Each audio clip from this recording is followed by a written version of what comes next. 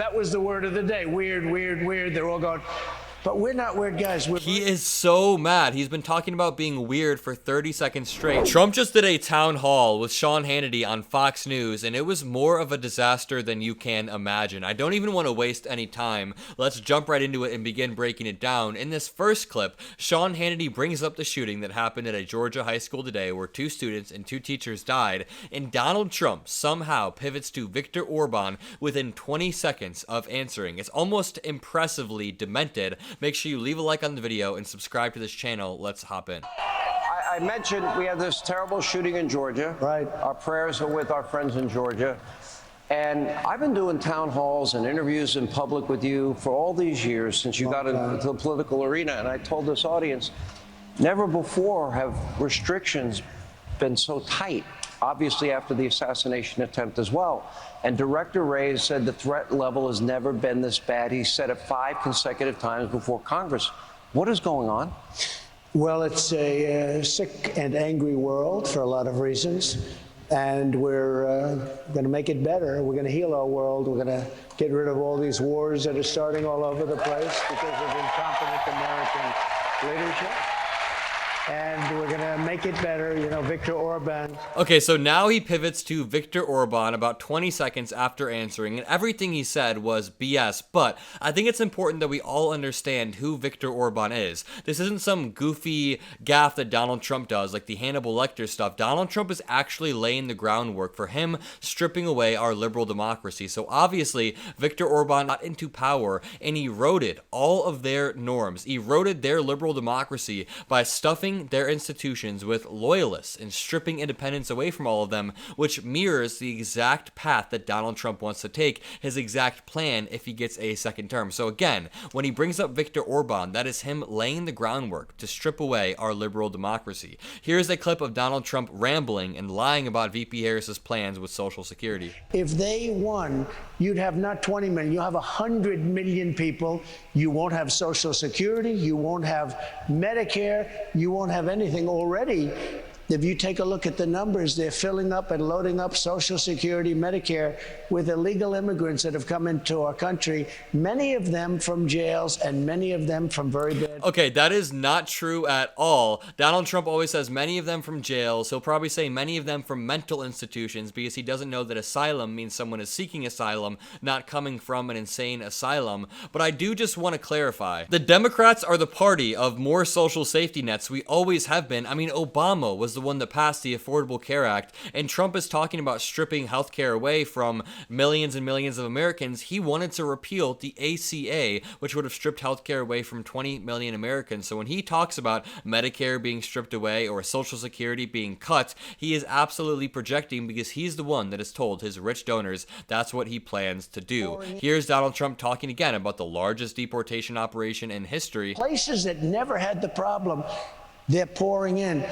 21 million people, that's bigger than New York, and we have to stop it. And we have to do the largest deportation in the history. I always say this, but how do you deport 11 to 20 million people, whatever the number is now, without, number one, massive amounts of violence, without, number two, accidentally deporting American citizens, without, number three, uprooting tons and tons of families, and crashing the American economy? Not to mention, if the police are occupied deporting working people in this country, they won't have time to fend off the real criminals like Donald Trump. Here is Trump shook about these weird allegations. Let me play tell you, there's something weird with that guy. He's a weird guy. JD is not weird. He's a solid rock. I happen to be a very solid rock. We're not weird. We're other things perhaps, but we're not weird. But he is a weird guy. He walks on the stage. There's something wrong with that guy.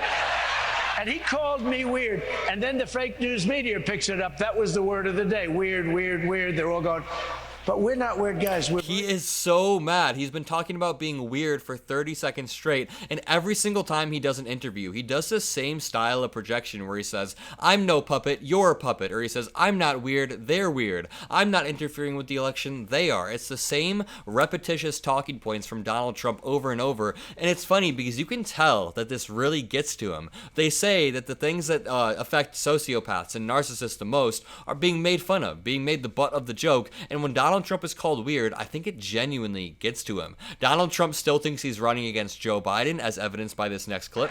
Although a friend of mine said, you shouldn't have done the interview. He's not going to make it. And you know what? He didn't make it.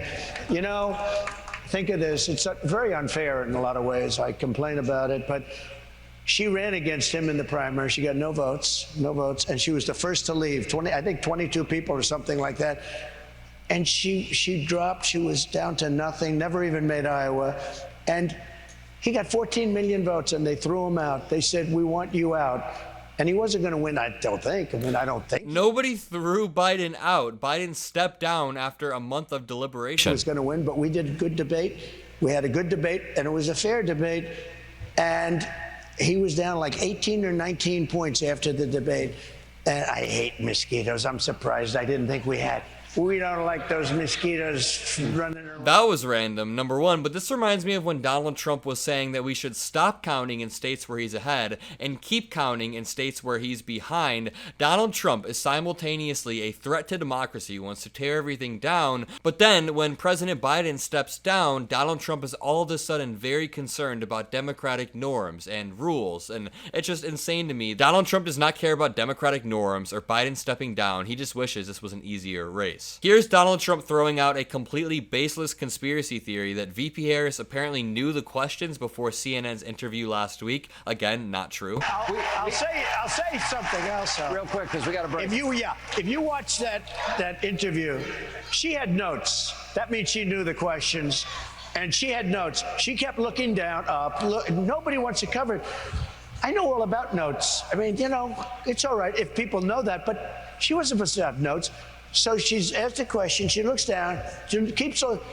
She had notes. That means she knew that she knew what was happening. This is literally just old man yells at cloud at this point. Donald Trump is cranky, so he's making up conspiracy theories about VP Harris having AI crowds, VP Harris using notes for her debate, VP Harris lying about her identity, and honestly, this is like the psychological example of projection down to a T. Donald Trump knows that he is the one who is a snake. He will lie, steal, cheat his way through life. He says in this clip that he would use notes if he wanted to, so he thinks that VP Harris will stoop down to his level in the same way, and that perfectly explains Donald Trump. Also, throughout this entire interview, you just see that his authoritarianism is so deeply embedded in him that he almost can't help it. Every time he talks about the Constitution, he wants to terminate it, or rewrite it, or change it in some way. He has said he wants to terminate it before. Every time he talks about elections, they have to be stolen. He talks about judges and juries and courts, they are all rigged. Donald Trump has anti-democracy in his bloodlines. He has authoritarianism so deeply embedded within him